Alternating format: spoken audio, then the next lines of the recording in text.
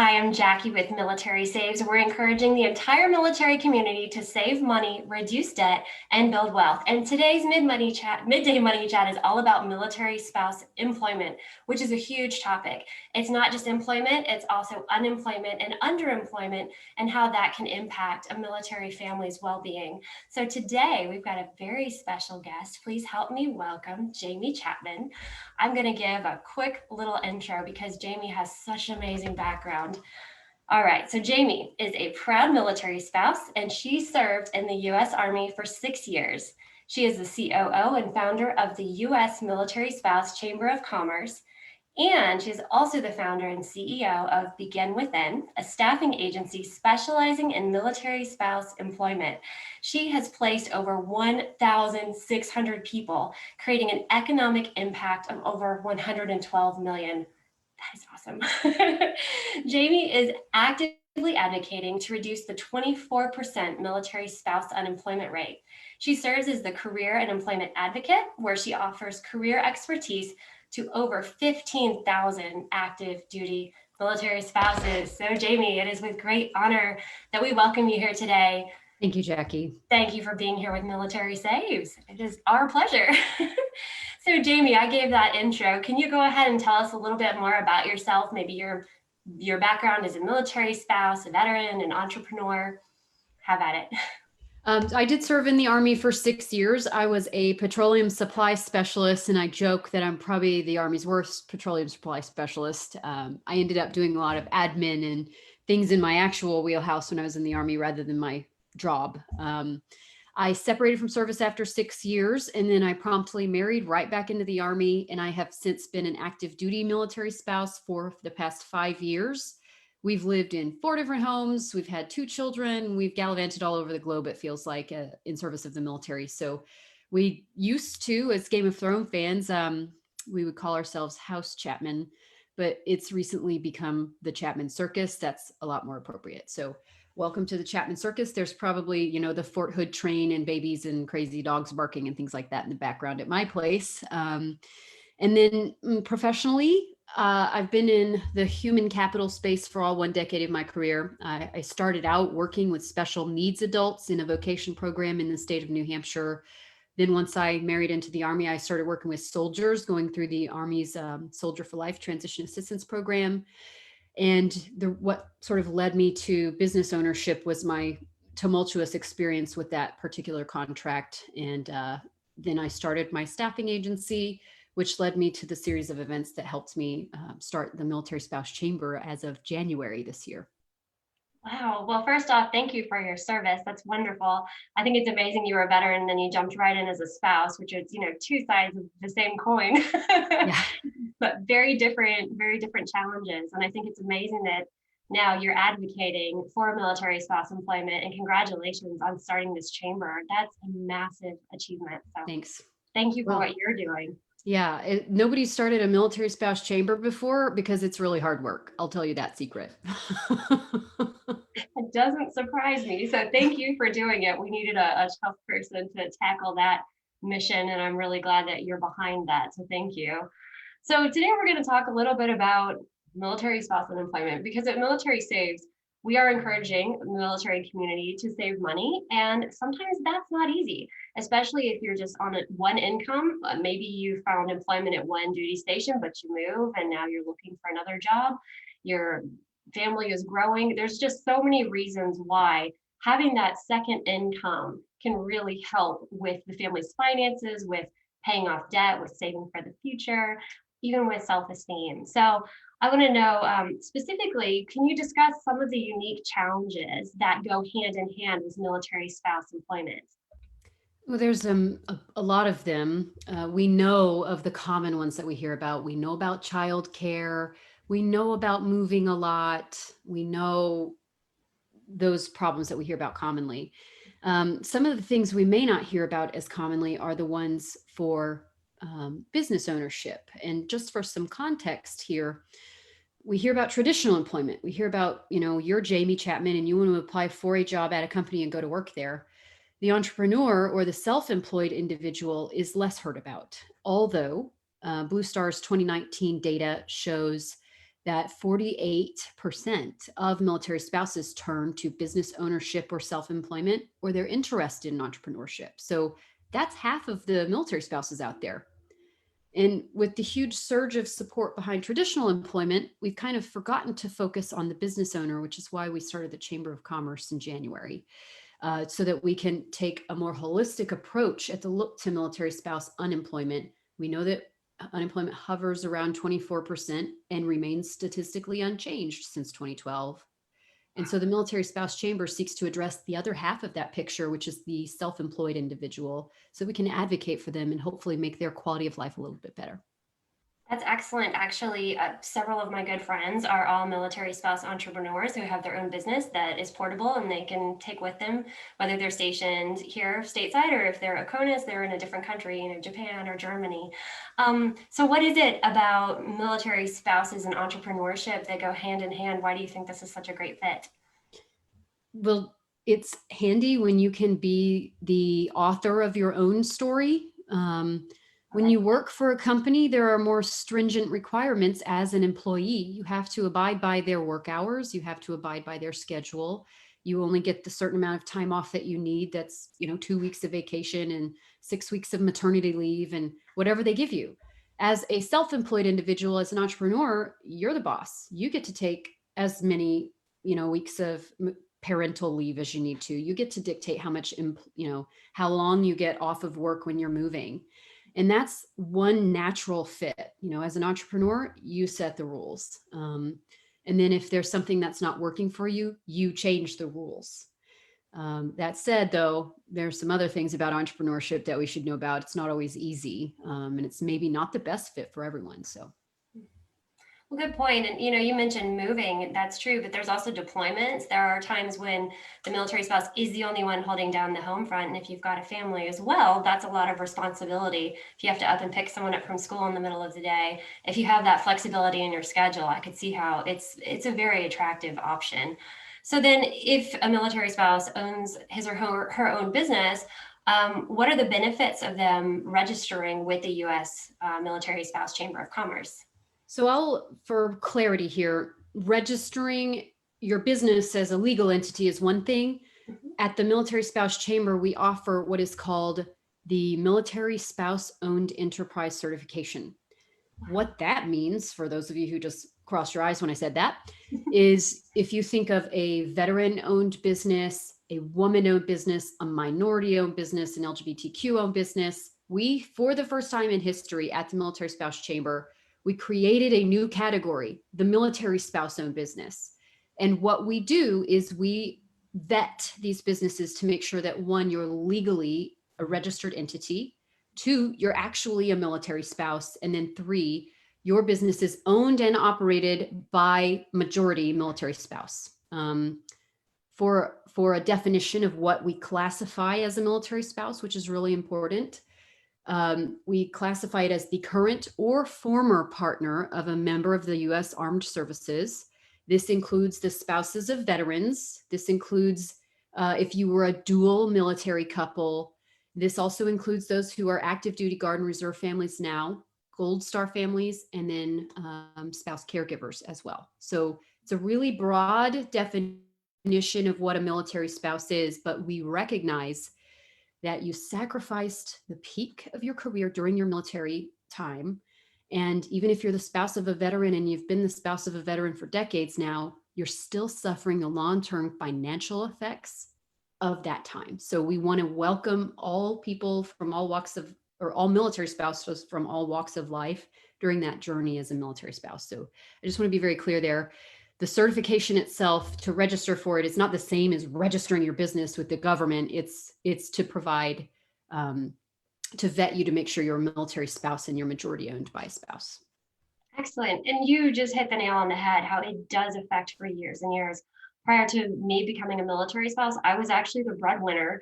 Then he joined the Army. I was a stay-at-home mom in Germany for 3 years, not earning anything, not contributing to retirement. So that is all that money plus interest that's just gone. And then coming back into the workforce, I don't just keep promoting up. It's like I kind of start down a few notches. And I know that that's an issue as well. So even for a lot of our spouses who are employed, they're underemployed.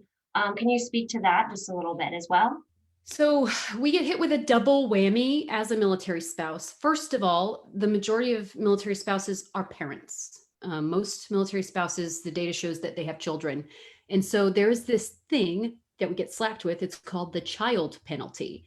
There's an older study from 2006 this comes from, and it shows that when a mother specifically has their first child, the plane, the graph that it shows, over time, they lose 20% of their earning power. Now, this is older data, but I can't confidently say that we've improved that margin much, in 2021.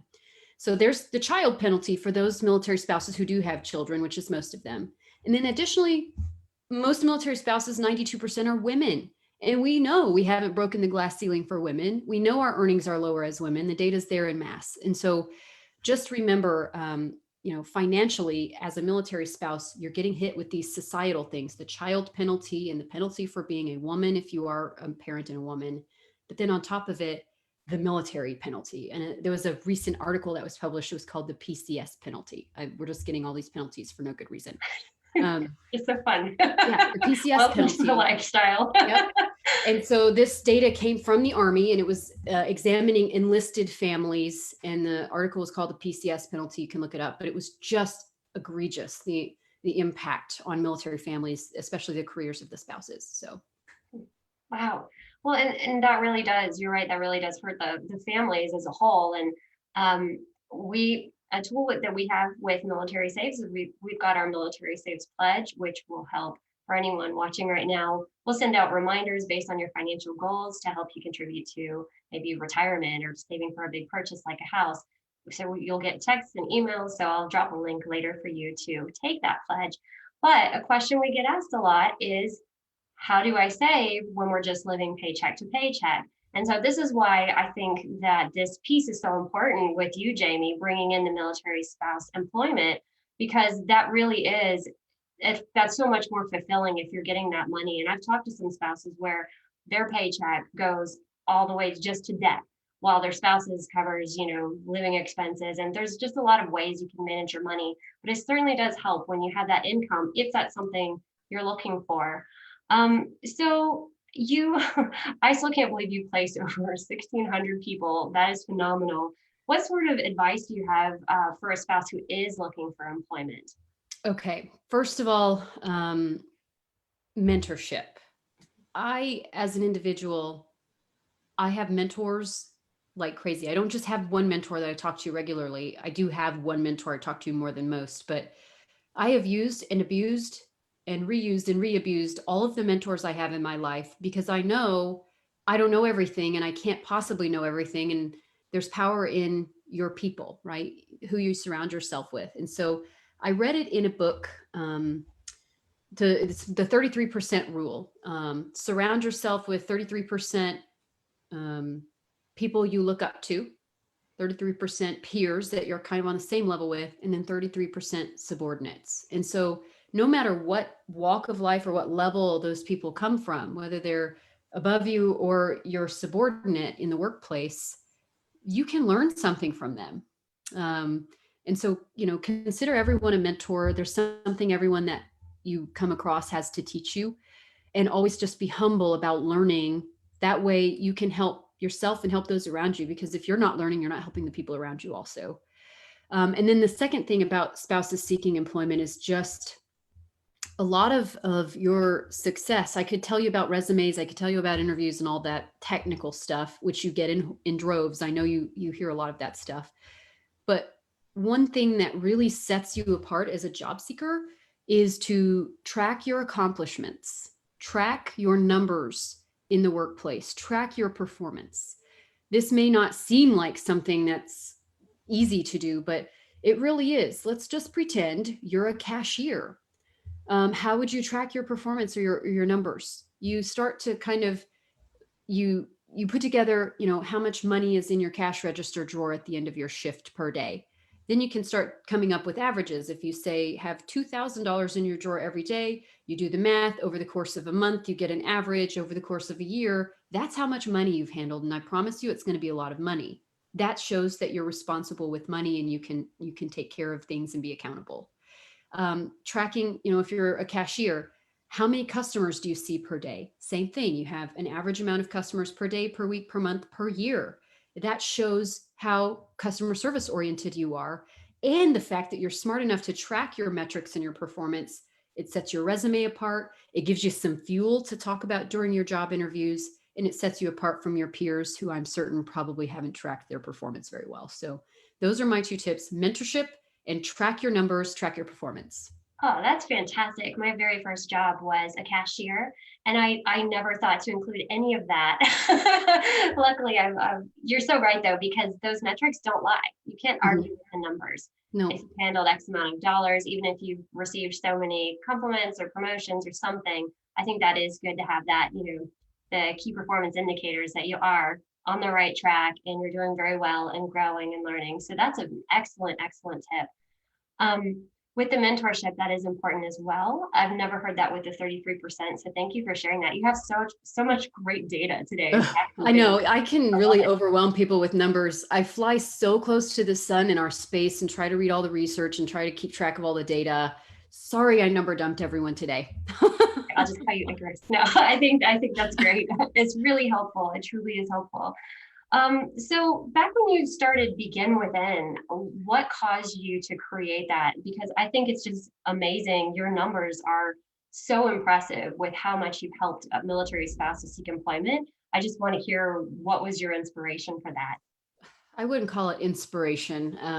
It was more like being deflated. So I had worked for the Army's Transition Assistance Program. I was a career counselor, and I had been promoted thrice and laid off twice. And I just got tired of that contract was pretty volatile. And so over in Germany, I was working at the time, I was the regional manager for that program, got laid off again. And I just thought, well, I'm going to do something else because there's hardly any jobs over here in Wiesbaden, Germany.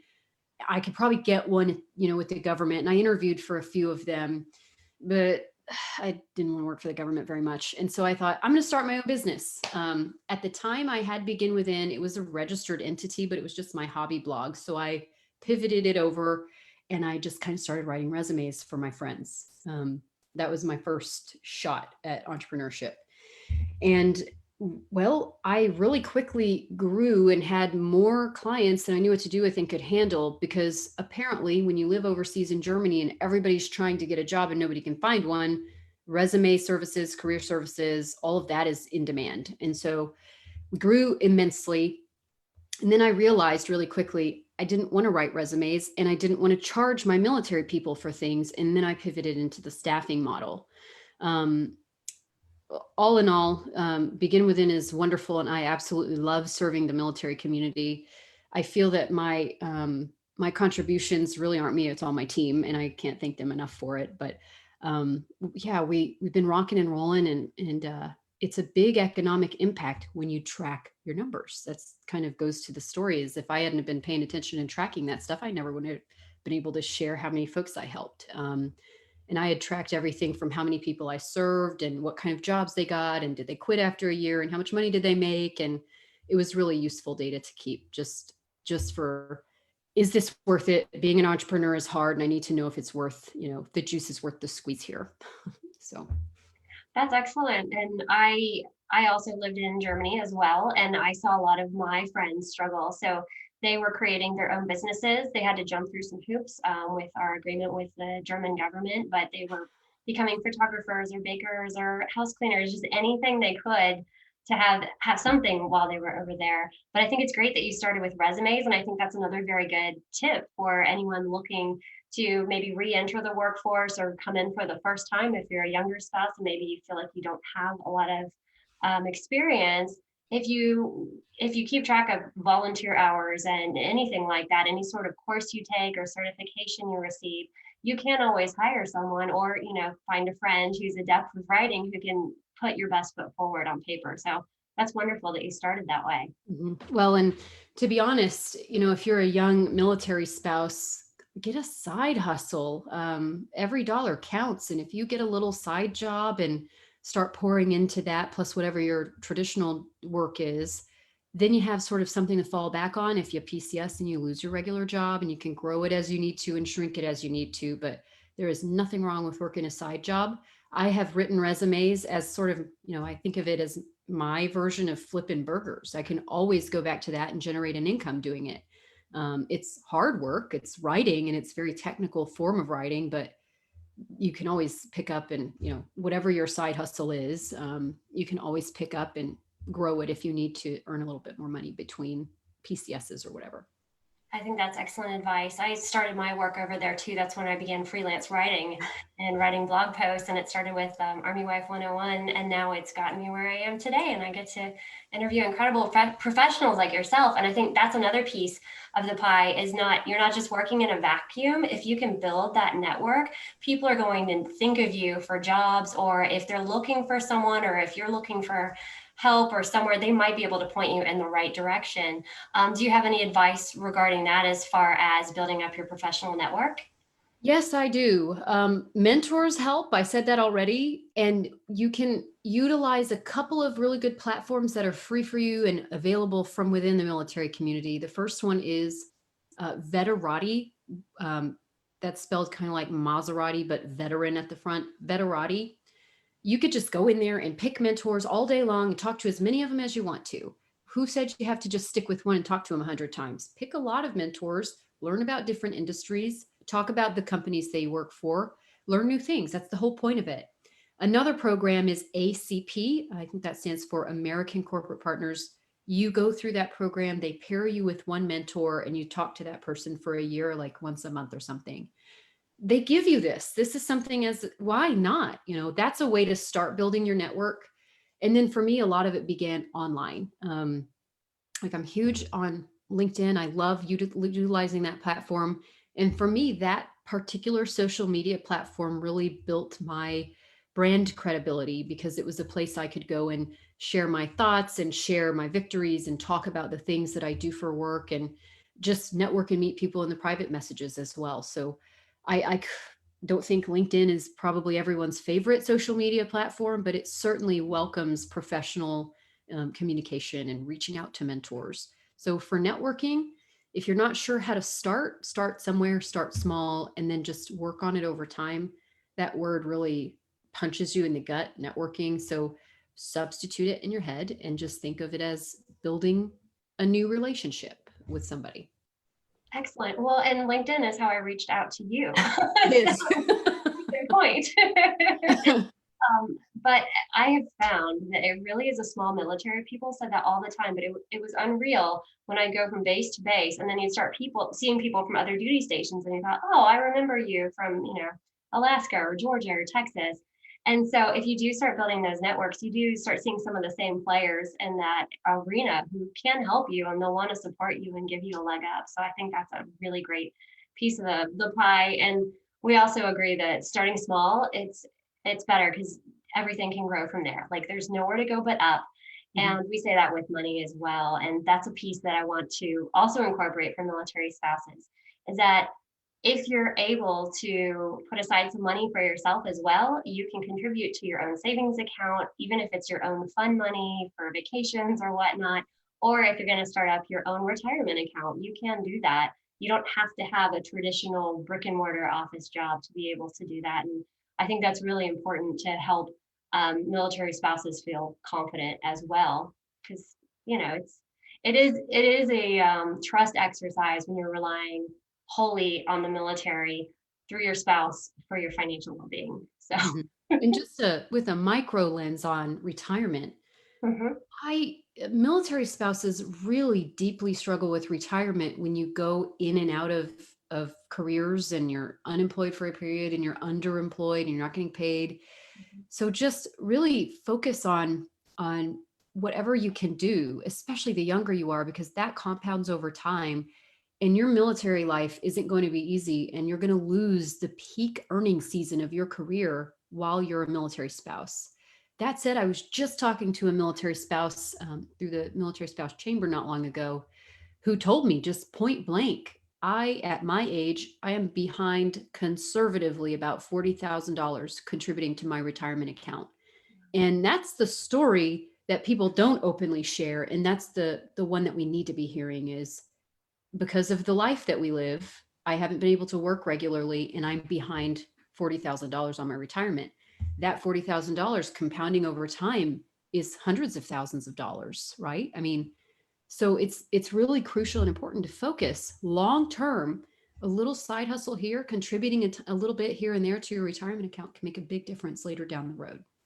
Oh, I agree wholeheartedly. And an easy way to do that too is setting up automatic transfers so you don't even think about it. You just set it and forget it. So whatever you have that you know you don't even need to see or look at each month can go ahead and basically you're sacrificing what you want to do right now in the present for a better future. And you will thank yourself later, especially like you said, Jamie, the younger you start, the more that interest is just going to compound and it's just going to be gains on top of gains. So thank you for that as well. Let me see. I feel like we have gone through so many of these questions. You have hit a lot of nails on the head with a lot of statistics. I know I didn't ask you this previously, so I'll put you on the spot. Do you have any sort of book that you feel is highly recommended, or a podcast or something that could maybe help with personal development for a spouse who is looking to kind of, like I said, either re-enter the workforce or come in for the first time? Mm-hmm. Well, I have a number of books I like. I like Marie Forleo. She had a book called Everything is Figure Outable. I love anything from Simon Sinek. But more importantly, I heard about this formula for reading years ago that I absolutely loved. And it's been a really good kind of rule of thumb to live by. So that is per month, read one book from your profession, read one book from some other profession, and then read one for fun. So that's been, you think about, well, I'm in the staffing and recruiting industry. That's going to be boring to read about. Well, it's good because it gives you more situational awareness about your own craft and your own field. But then if you read a book about the engineering industry, perhaps you could apply that to your own business or to your own career somehow and make it come, useful someday. And if nothing else, then you've learned something new you didn't know before. And then of course you don't want to burn out on reading too many boring books. So read a fun one too while you're at it. That's really great advice. I know that one of my tricks was audiobooks because I thought I don't have time to read. At the time, my husband was deployed. I had two small kids, but audiobooks, I thought I can do this while I'm folding laundry, doing dishes, on a walk. And it's just amazing because it gets you in a different mindset. And with Military Saves, we're practicing behavioral economics. It's not so much, invest here, put your money there. It's more of the behavior of thinking about keeping your eye on the prize and setting aside money for the future and mindful spending. So I think that component is truly important as you're looking to develop yourself and your brand, especially if you've got your own company that you're starting, or just you as a brand that wants to be hireable and wants to be desirable to employers. I think personal development is important. So here we are, we've got three different types of people. We've got three different books. Everything's in threes. Yeah, that's great. That's the secret. Well, Jamie, did you have anything else that you would like to add for our audience today? Yeah, just kind of the final, it's a 2. So we'll break our habit here. Just thinking about sort of final things is if you're listening, you're probably a military spouse interested in saving money. One day in your career, you'll get into a position where you might be able to give back and hire other spouses. And one thing I tell people is to open your mind. There's more than one way to hire people. You can hire people for a traditional job at your company, a regular employee, or there's this whole B2B aspect. You can hire people for B2B enterprise. And the whole thing is called supplier diversity. 2020 was a big push for diversity. In the supplier diversity space, the woman-owned, the minority-owned, the veteran-owned, the military spouse-owned is no different. Companies are always looking to toss up the diversity in the vendors that they bring in to provide services or products to the company. So just put it on your back burner for later, in the back of your mind. If you get into a position one day where you can give back, remember, you can hire a military spouse for a traditional job at your company and give back to our community. You can also hire a military spouse owned business. So that's 2. I love that because there's a lot of outsourcing that you can do. Maybe writing isn't your forte, or maybe you want to outsource your public relations, or you want to outsource your accounting, and there are military spouses who handle that. So I think that's great. Thank you for, so down the road when you're successful military spouses, which we know you all will be, Yep. make sure to give back. So, well, thank you so much for tuning in to today's Midday Money Chat. And Jaime Chapman, you have been fantastic. I've truly enjoyed talking with you, and I feel like I learned several new things today. So thank you for sharing your time and expertise with us. And thanks, Jackie. Everything Military Saves is doing. This is such a fundamental topic for our military community, especially our young people. Thank you for all the work you're doing at Military Saves. Oh, absolutely. Well, thank you all for tuning in, and I hope you have a wonderful day.